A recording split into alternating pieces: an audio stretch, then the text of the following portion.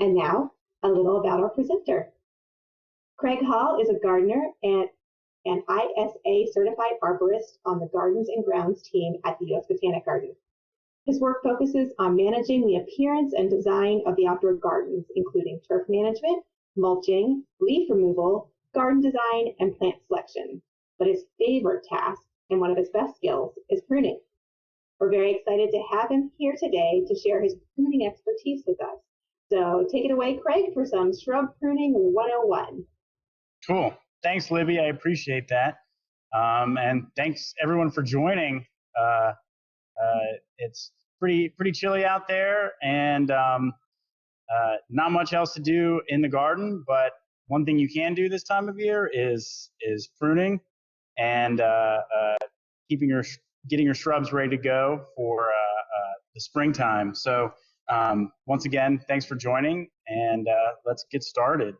So welcome to the basics of shrub pruning for the home garden. And the main thing I want to focus on today is shrubs.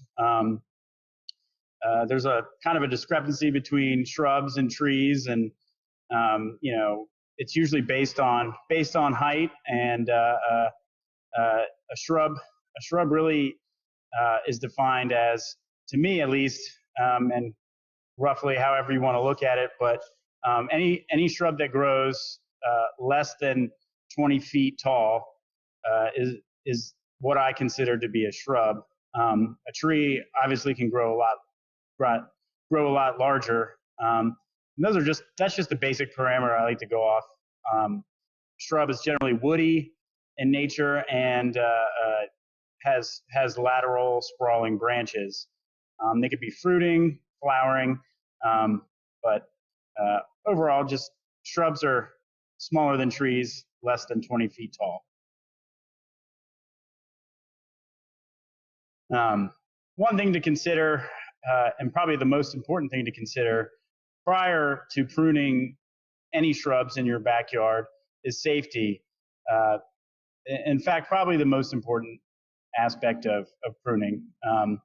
And before you start pruning, you want to take a look at your area around the shrub. You want to check for tripping hazards, hoses, holes in the ground, steep inclines, any sort of toys or other garden tools. Make sure your area is clear and you have adequate space to work around the shrub. Be aware of AC units and especially electrical cables. If any sort of electrical cables are in the way, have those removed before you even consider getting in or near or around the shrub to prune. Be aware of thorns. A lot of shrubs out there are really thorny, and some conifers are really itchy, I guess. So that's something to consider. Check for stinging insects. If you're pruning in the winter, you might not have an issue with that, but if you decide to prune a little bit in the summer, something to consider. And always have correct PPE. I like to have safety glasses is the main thing. Dust and dirt and pointy sticks. Don't want to get them in the way or in your eyes. Gloves, especially with a good latex sort of bottom to keep thorns from getting through, and maybe even a hard hat if you're pruning something taller than you. That's important. And understand your skills and abilities, and if it's too much for you, just call an arborist. It's better safe than sorry. If you fall or it's just too much, don't hesitate to do that. I also want to share with you some pruning equipment I like to use. I like to have all kinds of tools at my disposal, especially a pair of sharp pruners. They come in multiple sizes. I like to have a small handsaw of some sort that has a really sharp blade. A pair of loppers that also have sharp blades. They can get larger branches. And for stuff that's taller, I like to have a pole clip and a pole saw. And I also like to have a small ladder with me. And important ladder safety is to make sure that it's functioning correctly before you stand on it. So just to have multiple tools at your disposal and make sure they're working well, they're lubed, and the blades are really sharp. Great. Well, I just want to see if anyone has any questions about safety or equipment. They can post those in the chat. It looks like nobody's asked about that necessarily. So why don't we just go ahead and jump into understanding your shrub, and we can come back to any safety questions that might pop up. Before you start going to town on your shrub, here's a few things to consider. Take a look, and is your shrub a conifer? Is it an evergreen, or is it deciduous? Deciduous shrubs in this area, they flower quite a bit, and that might be the main aesthetic. And understanding where the flowers are on the shrub, it's important to cut them all off. And I mean, obviously, you lose the aesthetics of your of the shrub itself by cutting all the flowers off. So, and then make sure that you understand what a conifer is versus an evergreen. Conifers tend to grow in conical shapes, and so they tend to want to grow in that sort of conical direction. And also, if you cut too much off of a conifer, it can harm the plant. And evergreens, you don't want to cut all the leaves off. Just certain things that you want to consider before you get started.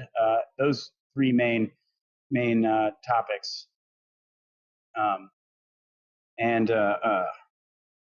So yeah, just be mindful of those things. Have a basic idea of compartmentalization. It's the biology of how the tree or shrub, reacts to pruning. Tissue grows over the wound after you make a cut, and certain shrubs react differently to that. Some take longer to recover, others get stressed out easier. Just have a basic understanding of what compartmentalization is and how it works. Just food for thought. And understand your growth habits. Certain shrubs grow taller than others. Certain shrubs can tolerate being cut back to the ground, even though they're woody.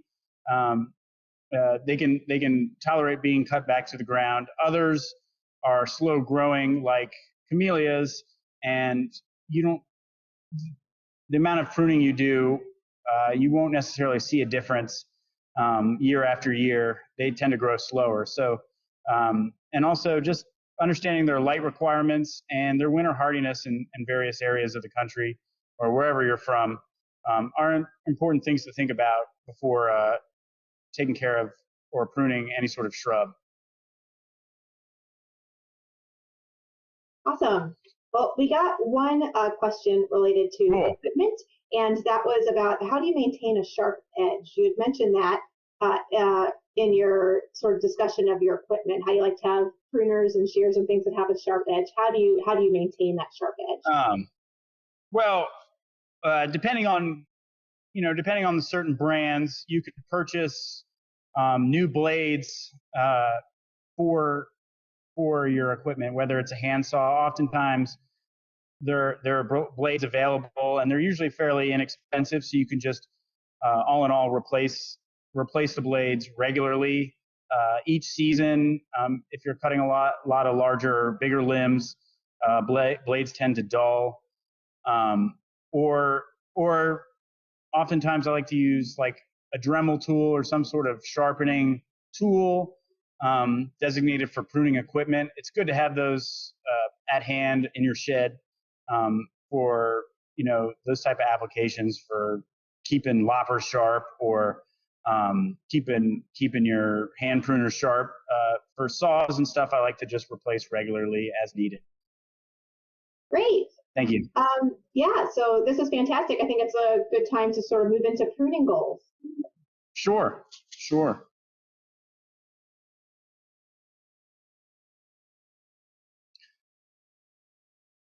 So upon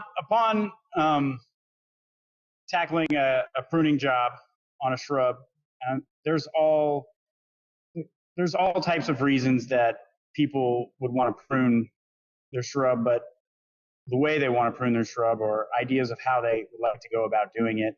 I like to consider about 6 or 7, seven goals that I just like to keep in mind based on the type of shrub, whether it's a fruiting shrub, whether it's a little bit larger shrub with heavier branches, or it's a more compact shrub.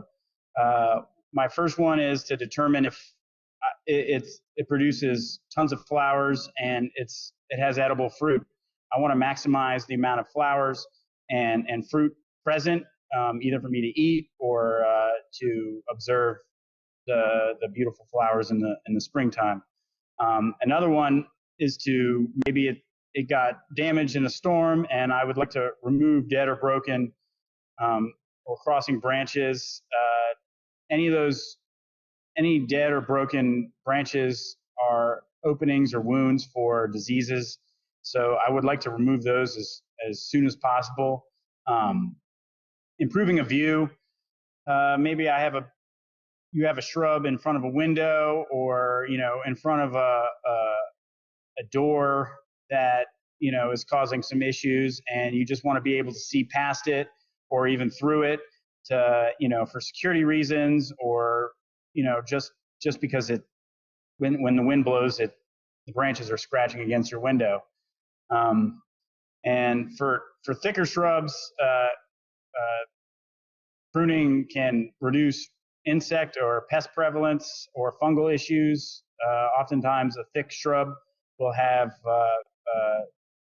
won't get very good sunlight or airflow. So keeping that in mind, it might be a goal. Or maybe there's branches too close to your vehicle and they are scraping against the vehicle or just in the way, and reducing those, or maybe they're tripping, or you might bump your head if you walk too close to them. Getting rid of those is maybe a goal. Improving shape. Maybe it got chewed on by deer and it's an odd shape, and you want to kind of make it more of a conical shape, or keep it from looking wild. So that's one I'd like to consider as a pruning goal. And then some of these branches are heavier, and they look like they're about to break, to prevent future breakage, reducing some weight, and creating space for other plants. Sometimes there's many herbaceous plants, oftentimes in people's gardens, that are planted under shrubs, and as the shrub gets larger, it tends to block out light from other beautiful herbaceous shrubs underneath. So creating space for those so the other shrubs and or perennials will thrive is important as well. Awesome. So what are some of your goals that you have for Bartoli Fountain and Gardens for that space? With regards Bartoli, to right, excuse me. Bartoli Gardens has a few different goals that I often consider in mind. We have sort of a fruiting shrub section that has some fruiting shrubs and some smaller trees at this point. And some of my goals are to prune in order to maximize fruit and flower production on those. It's good for interpretation, and having fruit around, obviously, just to try is great as well. Many of the other ornamental shrubs are large and thick, and I'd like to do a lot of thinning in there to reduce pests. That helps with reducing spraying outdoors, and keeping those under control, and managing thinning. And those are some of the goals that I like to consider with in Bartoli Park, Bartoli Gardens, however you want to call it. And keeping branches from getting in the way of pedestrians walking on the sidewalks some of the shrubs are smaller and they're right at eye height for pedestrians. So I like to keep the sidewalks clear and provide adequate space for pedestrians underneath a lot of these shrubs. So those are some of my goals that I consider. Great, thanks. Yep, thank you. I think that we're going to pop up a poll right now, so hopefully everybody in a second here should see a poll that springs up in front of them. When is generally the best time to prune? So what does everybody think? Would it be late spring, midsummer, late winter? Let us know. Looks like late winter.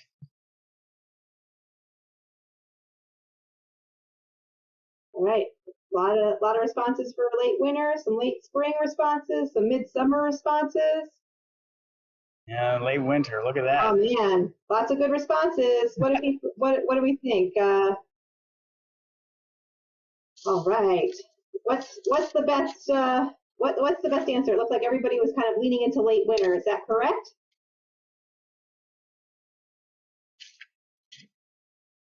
Craig, looks like it. Yep. Okay. Yep. I prefer late winter before bud break. Avoiding with doing it at this time of year, you avoid attracting boring insects. The days are cold and most insects are not moving around at this time of year, and a lot of on shrubs that are dormant, the energy is stored in the roots, so it reduces stress if you're doing some heavy pruning and taking a large portion of the canopy off a shrub. This is a good time to do it. Also, you can see what you're doing a lot better.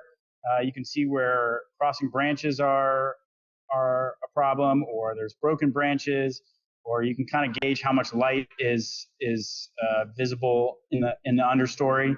And it's a great time to kind of get the juices flowing as far as getting out in the garden. Something to do in the winter. You're anticipating you get a couple nice warm days, and days are starting to get a little longer, and it's a great time to get out and kind of get started on garden work. Awesome. Yeah, that's great.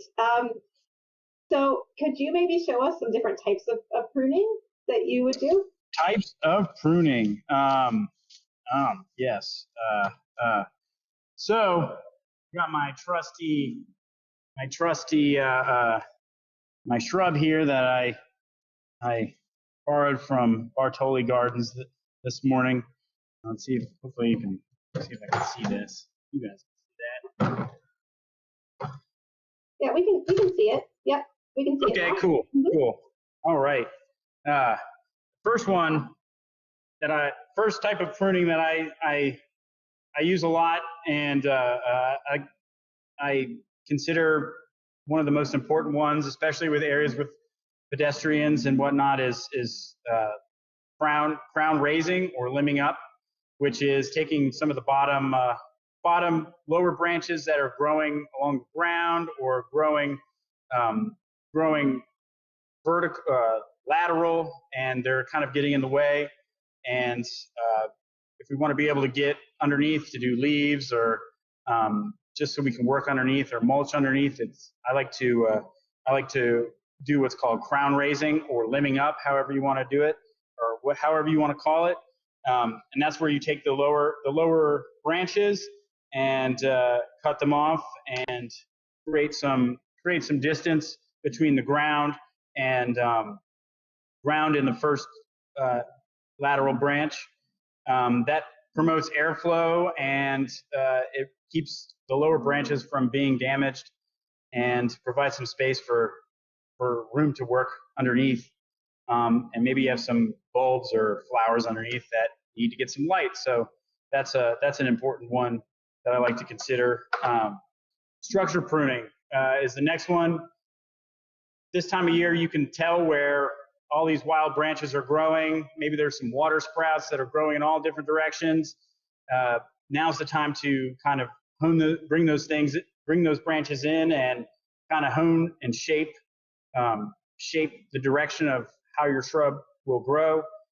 So I like to maybe bring some of those branches down back to a node, cut some of those off. Some of the ones that are growing up really high, maybe bring those down and promote the growth upward, not necessarily out or away or growing into another plant, but just kind of bringing those back quite a bit to either to the trunk or getting rid of some of those unruly water sprouts. So just bringing in the overall structure and compacting some of the problem areas is important. Maybe your shrub's too tall and it's getting too tall for you to prune in the future, and maybe you want to reduce some of it. So this is a good time to do that as well. And that's cutting back some of the growth that's taller, and maybe you have a water sprout. Just use this as an example as a water sprout that's just you can't quite reach, and it looks kind of funny, and maybe you want to bring that in. So that's a good time to cut some of these to reduce some of the wild water sprouts that are growing too tall. Restoration pruning is just cleaning up broken branches or branches that are crossing. When branches cross, they create wounds, so it's a good time, and it's important to get rid of those. That's a type of pruning where I guess show that if they're crossing or rubbing, you remove one of those branches. That's important. So get rid of those. And if there's anything broken in there, cut those back to a leader. So if I break one of these, let's say, break one of those, just cut it all the way back to the crotch of the branch below it. Make sure that get rid of those. You want to make sure those are gone. And then thinning. If you have a branch or a shrub that is overly thick, go ahead and start thinning those out. Some of those branches out creates good airflow, and pests like to get into those really thick shrubs, and it's important to provide some airflow, and it also keeps fungal pathogens down as well. Other types of pruning are bonsai, espalier, topiary, and pollarding. Those are kind of the next level pruning, and they require a little bit more skill and a little bit more. There's a lot more schools of thought that for another time, but something to consider if you're more advanced pruning techniques. Yeah. And different types of pruning. So, is there a rule of thumb for limbing up trees along sidewalks as they grow? Like how high up to go, given that the tree will just continue to grow upward?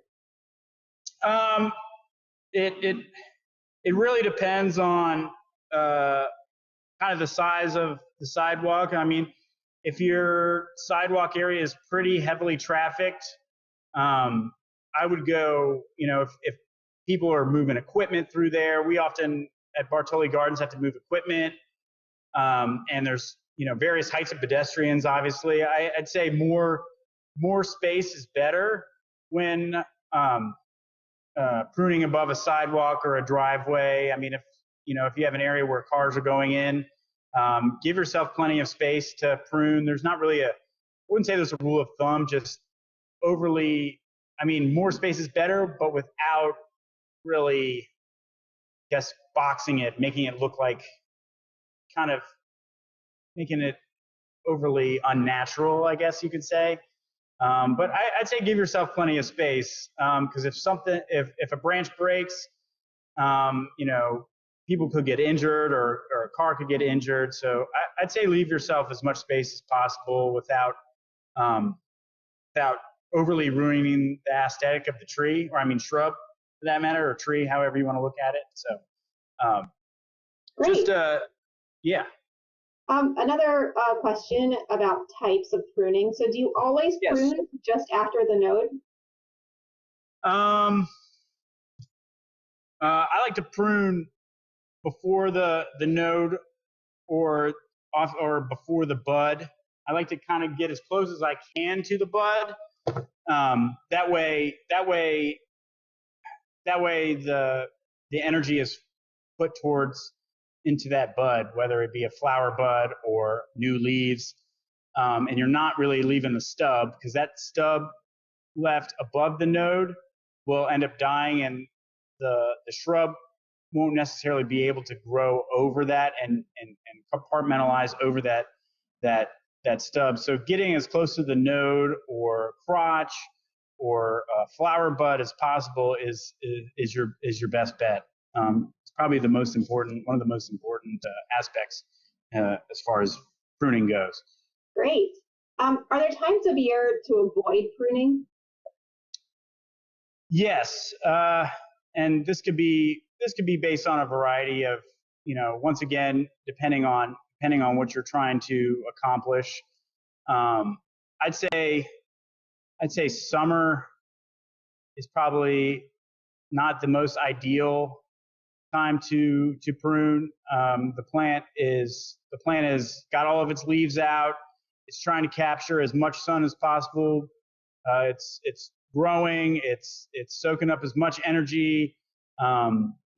Winter's just around the corner, so it's taking advantage as much daylight as possible.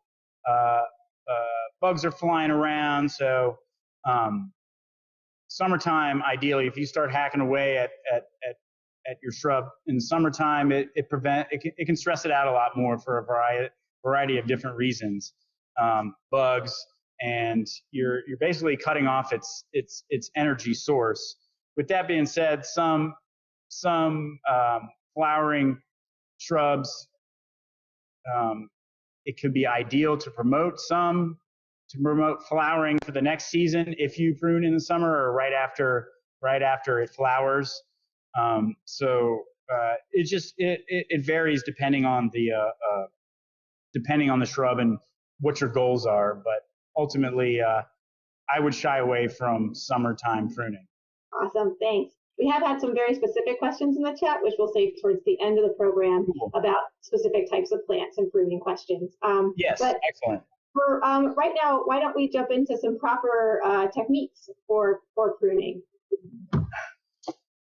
So the most proper pruning technique, I guess it's more of a rule of thumb or a way of pruning a branch, and however you want to call it. I call it the 3-cut method. I'm sure there's a term for it that's a little bit more scientific, but that's what I call, and I use it when pruning any branches that are on the heavier side, larger diameter branches. You can use it for smaller ones if you like, but anything that I'm going to have to kind of prop up to kind of hold while I cut, I want to make sure I use the 3-cut method, and that basically prevents tearing and destroying a branch collar. And so what you want to do with these branches is to make a cut about maybe, depending on the size, anywhere from a foot from the branch collar, which is the even further down. Yep, that's the branch collar. You want to go anywhere from about an inch to a foot above that. So you want to make your first cut up at the top there, and then the second one below it on the opposite side of the branch. And what that does is that allows you to break the branch off without tearing. And as you see, it creates kind of like a breaking point, and therefore plant bark tissue and plant tissue isn't tearing, and then that takes the weight off, and then you're able to make your final cut right at the branch collar and leave it exactly flush and not destroy the branch bark ridge, which is right between the lateral branch and the branch you just cut off. So right in between those two. You don't want to damage that. That's where the tissue, that's where the cells are growing, getting ready to grow over the wound. So you don't want to destroy those, and keep it as little as surface area as possible for the tree to grow back over, shrub for that matter, grow back over. I want to get into reduction cuts. Those are proper pruning techniques that in order to it'll help you reduce the size without topping. And I don't advocate for topping of really any sort of shrub, but this will help reduce the size and promote growth in into a lateral branch, thus strengthening that lateral branch without stressing out the shrub as much as you would by topping, if that makes sense. So if I have with taller shrubs, I like to do a lot of reduction cuts. And another one, heading cuts. This term is kind of loosely good and bad. I'd say it's okay with more designed towards fruit tree pruning, but you can use it with ornamental. It basically is to kind of leave a stub, but it promotes growth of faster water sprout growth, and in fruit tree world, it's to provide shade for the fruit and whatnot. So it promotes quick growth and new flowering. And it's basically leaving a tip of basically cutting it back to a node and leaving that node or bud to start new growth. So heading cuts can be good, and depending on the situation. So.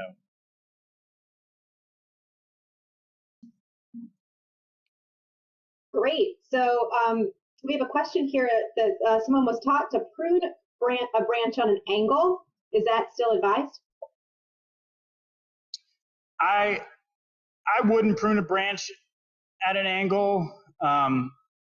You're kind of speaking like at an angle. I wouldn't prune it. That way you're increasing your surface area and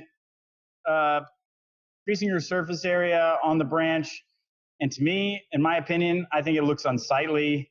I kind of like a uniform, nice, I guess, butt or stub, or not stub, but cut. And it evens out with the branch collar, and the shrub doesn't grow over the pointed, angled cuts as easily as a flat, straight cut. So my understanding is that keeping it flush to the branch collar and to the lateral branches is the way to go. Awesome, thanks. Yep. I think we're going to jump into another poll. So in a second, you will see pop up here. We're going to ask about the most common pruning mistake that you might have. And the question is, generally, the most common pruning mistake is over pruning or under pruning. So think about that for a second. The poll will pop up here in a second here, and then give us your answer. What do you think the most common pruning mistake is? Oh man, such a 50-50 split. Wow. All right. A little bit more thoughts on under. Nope. Yeah, it's about 50-50, I would say, over versus under pruning. Interesting. So, Craig, what is the answer? Is that something that really should be answered? Yeah, I'm pretty sure you guys hit the nail right on the head. I mean, it all comes back to, what your shrub needs and its growing capabilities. Over pruning can stress out certain shrubs, A common one is what I call crepe murder, and that's where people often top their crepe myrtles, and I don't agree with that. But the shrub tends to do really well with it in certain scenarios. But and under pruning, letting it grow, letting certain shrubs grow insane can have problems too. A really thick shrub, diseases and pathogens can get in there. There's no airflow, there's no light to the within the canopy and inside, so those leaves tend to die in the middle there, and things can go unnoticed if a shrub is under pruned. So once again, it depends on what you have, and there's sometimes too much is too much, and not enough is a problem as well. So really make sure you understand the species of shrub you're working with. So. Hey, Craig, I've got one more question here Sure. that goes back to proper pruning techniques. Someone has a question. They say that they were told that flat cuts could increase rotting due to water retaining on the surface. Is this a real concern when you're pruning? How do you feel about that? Flat cuts on yes and no. It really depends on how the branch is angled. If you have two co-dominant leaders, which are there generally is a crotch there, and water can sit in those areas and sit on an area that is flat. I mean, on a cut that's kind of lateral, I think moisture will not sit in those areas. But depending on the direction of the branch you just removed, and that really can depend on how much water sits in those on the cut itself.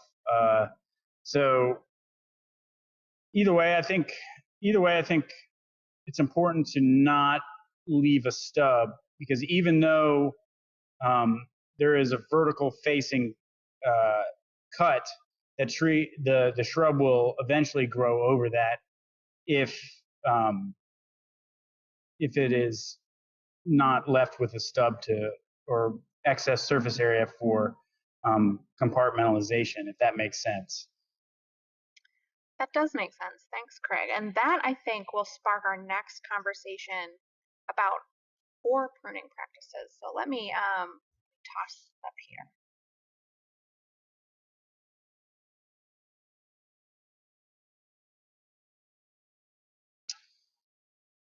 Yeah, many of my pet peeves as far as pruning, and I'm one of those people that drives around, and if I see something, in a shopping mall or in a parking lot, and they always catch my eye, just some of the crazy pruning practices that sometimes people undergo, and I just kind of shake my head at some of them, and other ones I've kind of accepted as those plants can take that type of pruning. Topping is a big one that I notice a lot, and I notice it a lot mainly on trees, but also mainly on crepe myrtles specifically, more often than not on crepe myrtles. And for the most part, I've noticed that crepe myrtles do really well, and recover. With that being said, well, they also produce a lot of flowers too. But with that being said, all those knuckles are just areas for disease, and they're not very strong, and they tend to break a lot more. I wouldn't advise topping on any sort of larger shrub. even crepe myrtles, but it's pretty commonplace. And for the most part, I'd say crepe myrtles can tolerate it. I can't say that about a camellia or a larger camellia, or like definitely not a photinia. They really do not like being topped or squared off. They really get stressed out. I've seen more so than any sort of shrub that in my work, pruning days. So they just, I like to shy away from it. It just, to me, it looks unsightly. So topping is a big one. As far as shearing goes, oops, sorry, Craig. Do you mind if I jump in? We just had a specific question related to topping. Why is it considered crepe murder and not pollarding? What's the difference between pollarding and topping? Well, pollarding, I believe, is, here's another, it's a little bit, pollarding is more along the lines of, I've noticed that with some London plane and sycamore trees that you can pollard them. It's more for like shaping, and it's kind of more of like a specialty design. I don't know, they kind of go hand in hand. I don't think pollarding is the most ideal as far as plant. Pollarding and topping are along the lines of the same as far as being detrimental, but like I said, certain trees and shrubs can handle it more than others. It's one of those ones that, depending on what your goal is, pollarding can be beneficial. I know with London planes and sycamores, people often pollard them to reduce fungal pressure and it tends to beef up their immune system because they're able to put out new growth, and there's a lot more biological processes going on when you force it to put that much stress or force it to grow in a certain way, or pollard it for that matter. And for crepe myrtles, it worked kind of well. So it's kind of back and forth depending who you talk to. So. And Craig, could you clarify for us what exactly is topping? Is it you just chop it right off at the top? Topping is when you're not cutting back to any sort of node, and you're just picking a height and you're just flat topping it, and without any sort of consideration of future growth or stress on the tree or shrub, and and over time, all those wounds that you create by topping tend to invite in more pests. And if you do it all at once, and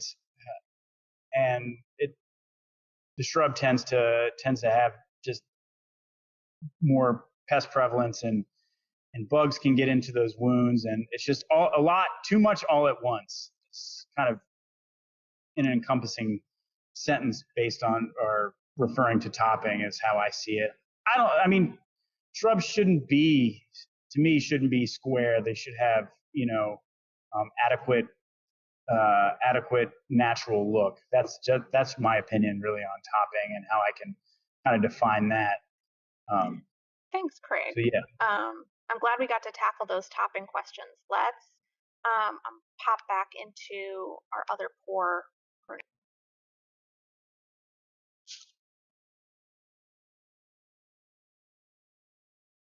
And just one rule of thumb is, well, I skipped shearing, but shearing is kind of another form of topping, but more for lower growing shrubs. Depending on the shrub, I know people like having hedges, and there are certain types of shrubs that do really well, and as that can tolerate a lot of shearing. Euonymus, yews. I wouldn't recommend it. I like doing a little bit more fine pruning versus just taking gas shears and shaping them into boxes. Once again, I don't really approve of shearing unless it's used in the right sort of the right job. What shearing does create for these shrubs is a stunted growth at the top, at the shearing point every season, and because of the stress that it causes, it's going to shoot up water sprouts, and every year you have to continuously chop those water sprouts down to keep that square shape. But what that leaves is, after a while, those branches, they bunch up and they become stunted, and there is tons of light that is light cannot penetrate into the center of the sheared shrub, and therefore reduces the overall health.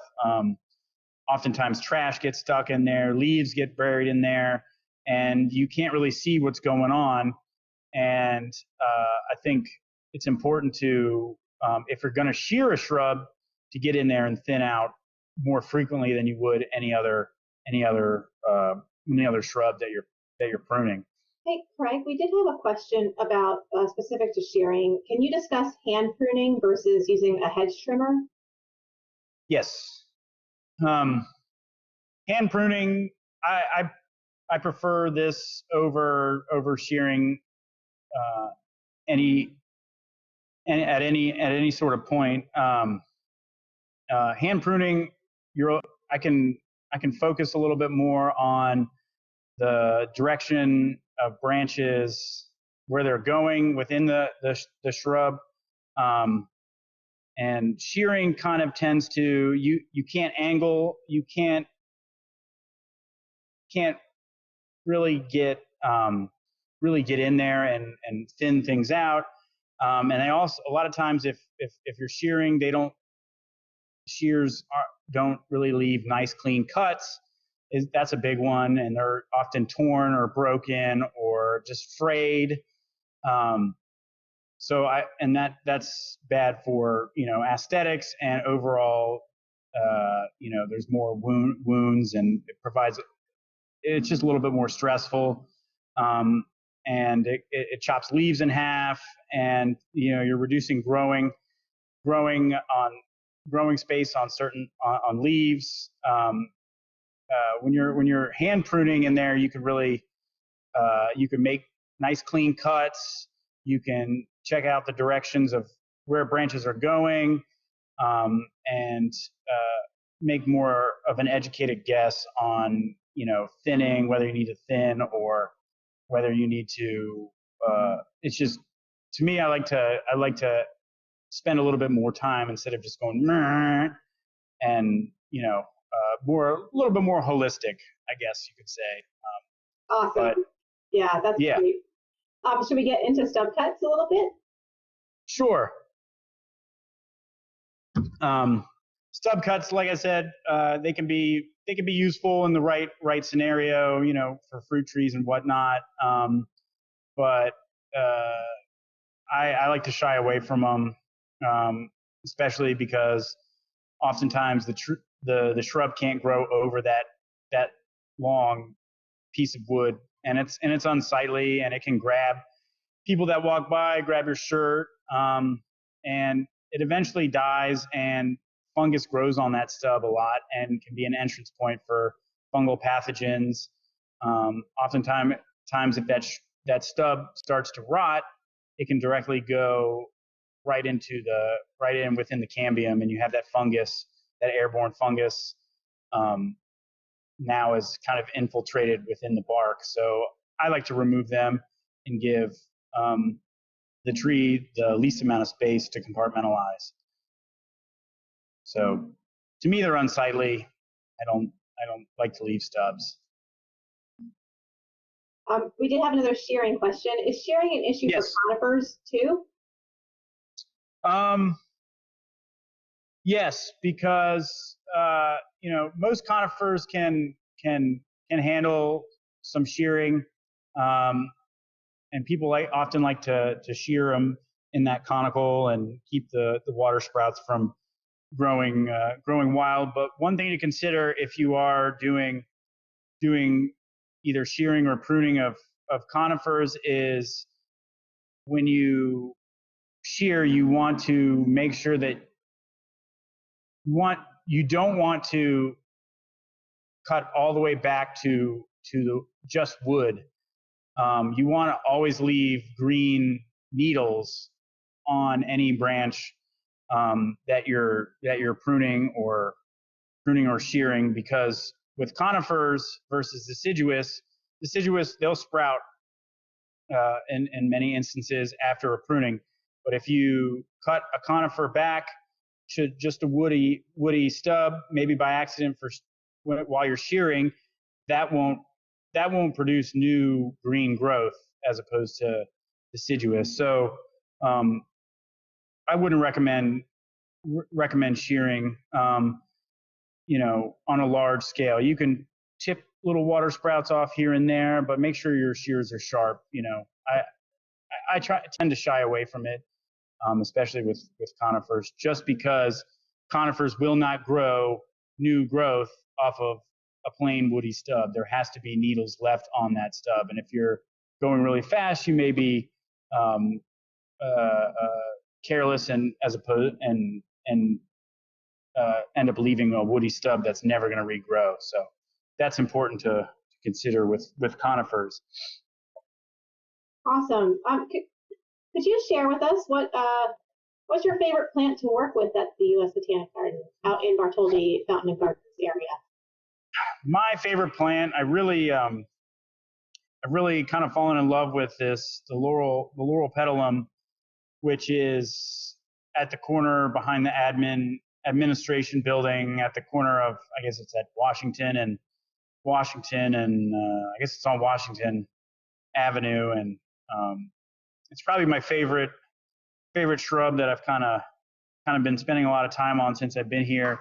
It's almost not even a shrub at this point. If you're going off my parameters of up to 20 feet, it's pretty tall right now.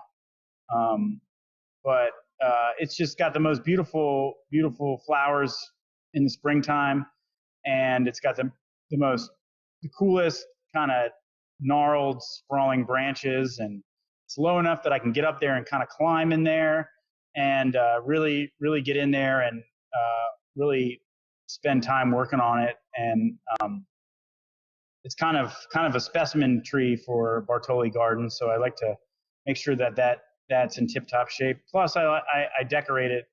Been decorating it the last couple of years with holiday lights. So I want to make sure that I can get up in there and make a nice holiday display. So that's probably my favorite shrub, tree at this point, that I've been working on over the past couple of years. So yeah. Great. So cool. We're almost coming up on time, but I was wondering, Craig, we've had a lot of really specific questions. If you'd be able to hang out another 10 or 15 minutes just to answer a couple of those. Yeah, absolutely. Absolutely. That would be fantastic. So I invite people to stick around for an extra few minutes, but if you have to leave, we will be posting Thanks this. for joining. I appreciate it. So can you speak about pruning hydrangeas? We've had a lot of questions about hydrangeas in the chat. Yes. Hydrangeas, there's multiple varieties out there. They're pretty pithy. They're almost they're almost herbaceous, and what I consider herbaceous. And part of the aura of hydrangeas is the blooms, and so my theory of pruning hydrangeas is to maximize the blooms as much as possible. Hydrangeas, I know, tend to get pretty thick depending on the species. What is that? The cultivar that's pretty popular is either the limelight or the what is that one called? It's got the blue, big puffy blue flowers, and you can change the pH and change them red. Endless summer hydrangeas. I like to, you can prune them all the way back to the ground. I've seen it done quite a bit. I don't like to do that because it promotes more leafy growth versus flower growth or blooms. I like to leave some I like to leave wood left over this time of year when I'm pruning hydrangeas. I like to kind of cut off the old blooms, deadhead the old blooms, cut all the way back to a node. At this time, you'll start to see on hydrangeas, you'll start to see the leaves start to form. I like to cut those back, a couple inches from the top, from the very tip top of the canopy. And I like to cut all the way back to the newer leaves. And from those new leaves, it's going to grow a new shoot, and off that shoot is going to be a bloom. So if you cut it back to the ground, it tends to put so much energy into creating all these leaves. Not to say that it's not going to bloom at any time of the year, but when you have those branches already there, it doesn't have to put more energy. The plant doesn't have to put more energy into basically starting over and getting leaves out. It already has those leaves, and usually in those nodes there's new bloom. So I like to reduce it down a little bit, cut the old flowers off, and thin out some of the dead branches in there. A lot of times they're pretty fragile, so you can kind of break those out and open up the base area along the ground. Just kind of pull out some of the dead branches from years past and clean that section out, clean any leaves out. The thicker, ganglier ones, they tend to hold a lot of leaves. So pull all those out, clear out the base, and kind of reduce a little bit back down to the nodes where the future leaves or the buds are. And I think you'll maximize your flower production as much as possible by doing that. Yeah. So is this the time of year when you would prune hydrangeas then? Sure. Yeah, I would go for it now. Before sometimes in warmer areas, if it's up against a house, the leaves will start to open up pretty early. So get at it early, and you'll have success either way, I believe. And how do you prune azaleas? Azaleas,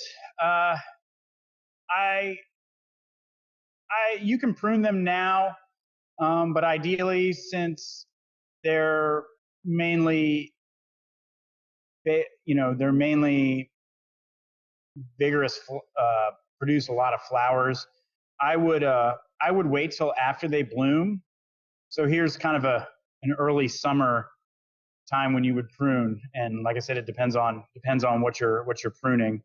But after, I don't want to remove all the flower buds and the potential energy and the potential flower buds by pruning this time of year. I would prune, cut them back. I wouldn't recommend shearing them. I've seen people shear them, but I wouldn't do that. I would prune them after they bloom. A lot of those old flowers create these mats on the azaleas and kind of cover leaves. I'd like to kind of remove all those dead flowers and open up the bottom there and prune them and lightly prune them. They don't need a lot, but lightly prune them after they have bloomed. The idea is not to remove the blooms, is the way I go about it with azaleas. Good tips. Thank you. Yep. Someone mentioned they have a couple of crab apples they'd like to keep small. How would they approach this? With crab apples, they'd like to keep small. So crab apples tend to sucker a lot when you prune them. I would focus on some reduction cuts maybe not too much. And you can prune this time of year. This is a great time of year for crab apples. Even though they're gonna bloom shortly, but they won't bloom off of any of those large water sprouts. Those are just going to produce leaves. They're going to bloom on the second year wood that had the fruit on the year before. So I would try it with keeping them small. I would focus on branches that are growing straight up and reduce those down, reduce those back to any sort of lateral branches or any larger crotches that have second year growth. With the second year growth, you're going to get more flowers and fruit, and you're still going to keep them small. So focus on some of those ones that those shoots that are shooting up for at least crab apples or any sort of apples or any sort of malus. So Great. kind of the way I tackle those. Hawthorns, I think same kind of deal. Thank you for that. Yep. Is late winter a good time to prune lilacs? And what is the proper method for pruning them, would you say? Pruning lilacs.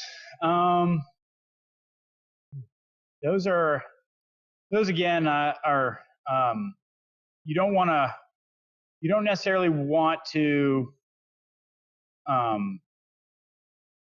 cut the blooms off at this time of year. I'd say you can deadhead those after they bloom. They bloom about early, maybe in May they start to bloom in this area.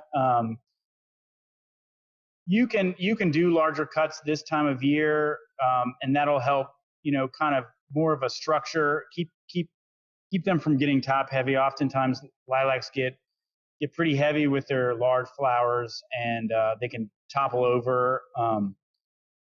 I would prune them a little bit now to kind of provide some structure and provide leverage so they can hold up the blooms, and the blooms get so large that they end up toppling over, and then you have broken branches all the time, and then you but I would do some of that now as far as structure and weight reduction on some of those branches. But keep in mind where the flowering nodes are on a lilac, and try to avoid those as much as possible, and save deadheading or some of the pruning until after they bloom, if you're unsure of. That's kind of my recommendation for lilacs. I don't do too much pruning of them because I don't like messing with them too much because the flowers are so beautiful, and I'd be afraid I'd cut some of those off, and they're super fragrant. But just mainly to focus on holding the weight of the flowers, you could do some pruning this time of year and some more after they bloom. Great suggestion. Thanks. Mm-hmm. We've had a couple questions about holly. So what is the best way to prune a very large overgrown holly bushes used as a hedge? And then there's a second holly question as well, but we can start with that one. Hollies, some of them grow fairly large. I've seen people hat rack them, which kind of is along the lines of topping them. And I don't recommend doing any of that. If they're really, really tall, you could almost get up there and climb them, and if you can, or use a taller ladder, or and they also bloom, so I don't want to top them either, because they can have a lot of issues with rot and fungal pests. So tackling them, I'd like to really get up there, and mainly my main focus on those hollies would be thinning them, especially if they're a hedge and they're planted really close together.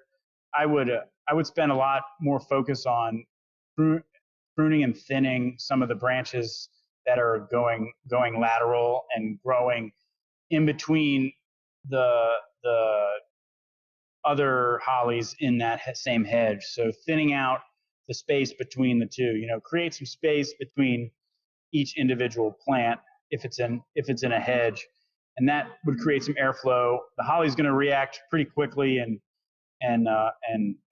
grow into that space. But if you prune or top too much, it's going to shoot up these water sprouts pretty vigorously, pretty quickly. Within a season, you can get about 2 or 3 feet worth of growth, and it's just going to be kind of unsightly, and you're just going to have to do the same thing again.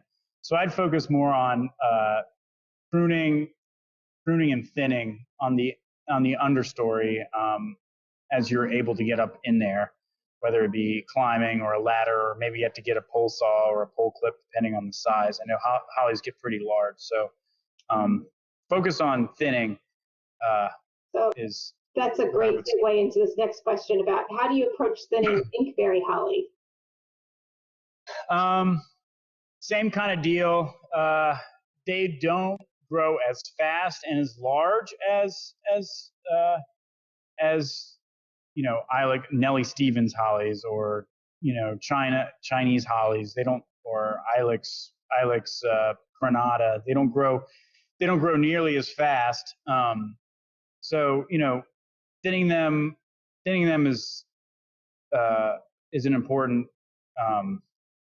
because they are prone to a lot of wax or scale pests, including Indian wax scale, and they're not deciduous either.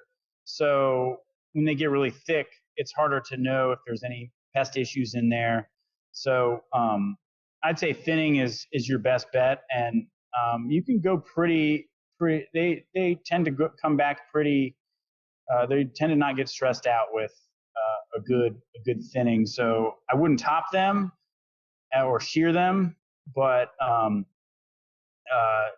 going in there and don't be afraid to take big chunks out, because within the next year it's going to be pretty thick again. And if you want to be able to see the understory and make sure they're healthy, thinning the inkberries, pretty hard this time of year is okay. Thank you. What about fig? Yep. Any suggestions for fig trees? This person says theirs grows at least 6 feet per year. 6 feet per year. Wow. It must be that's a big one. That's a big one. I honestly, if your goal is to get as many fruit as possible, I would. It tends to they send out a lot of runners, and they tend to kind of like root themselves over year after year.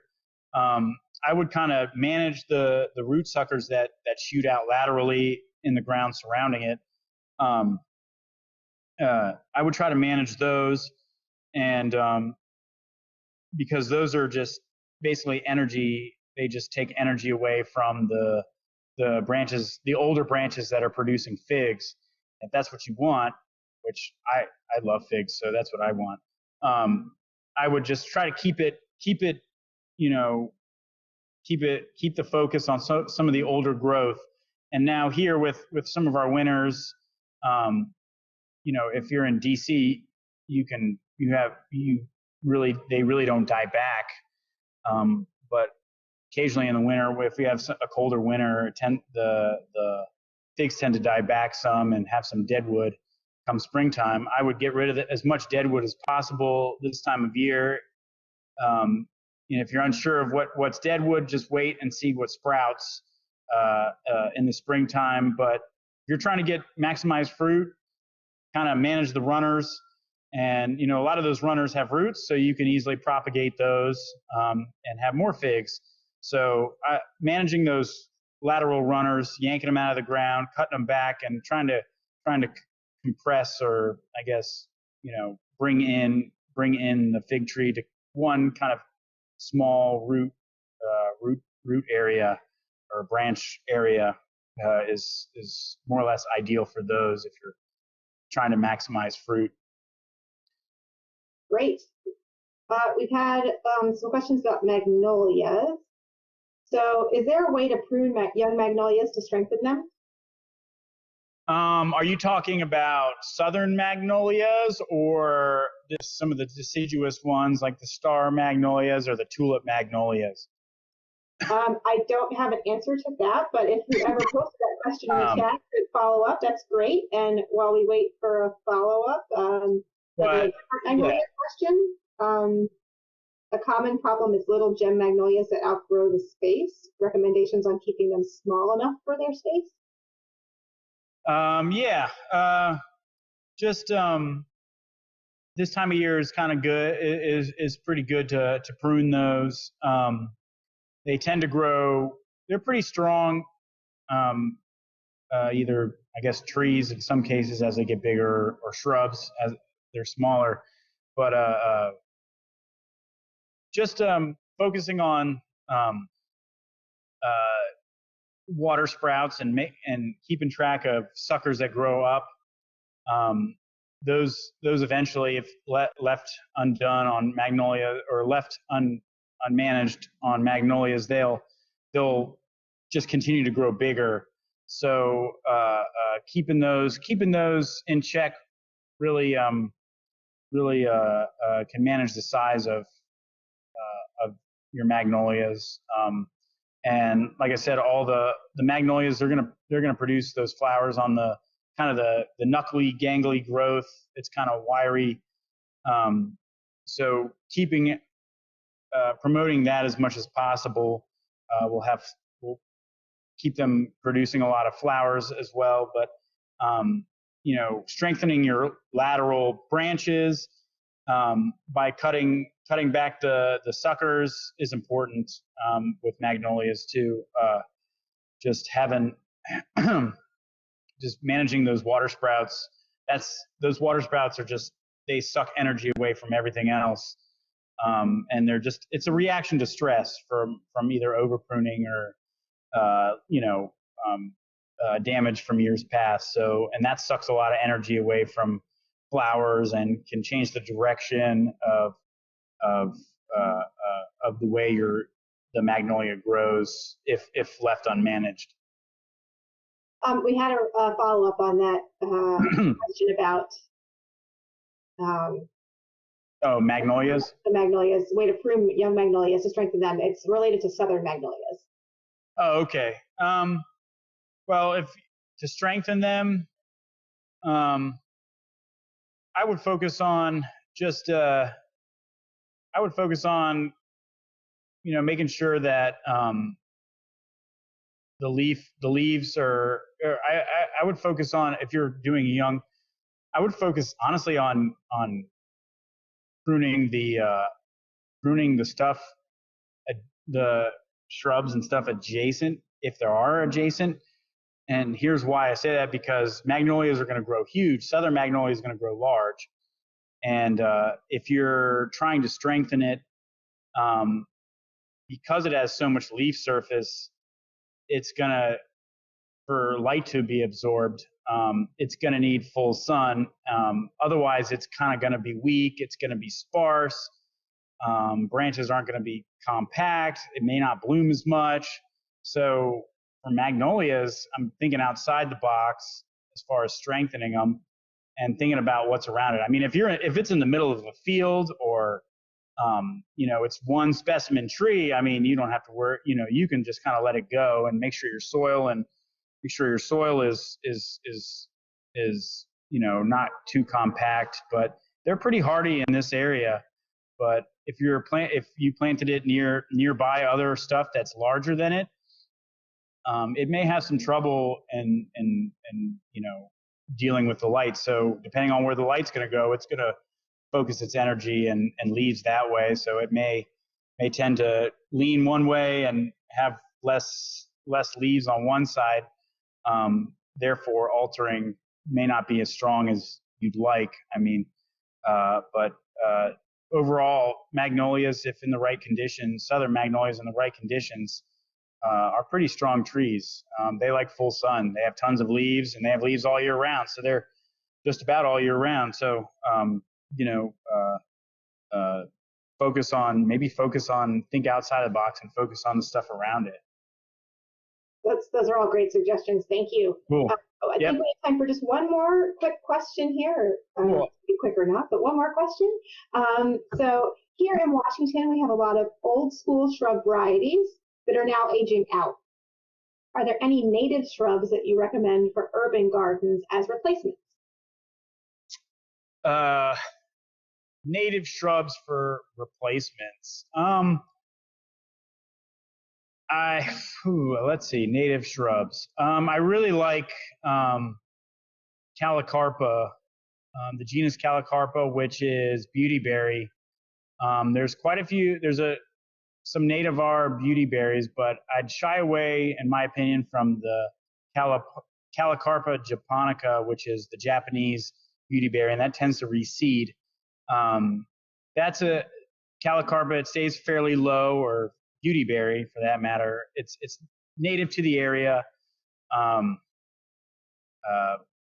My personal favorite, I really like, maybe you could call it a shrub or not, or a tree at this point, but I really like pawpaws, and I know people are growing pawpaws in sort of a commercial aspect, not only for their fruit, but I mean, they have large green, beautiful leaves, and they are totally native to this area, totally native to the Potomac River Basin, and and they probably could handle some of the city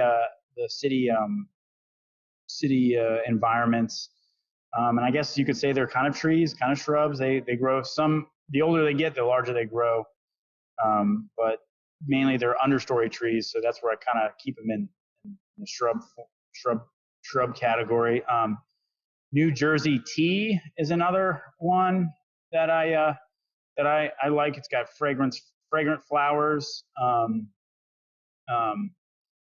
wide variety of viburnums.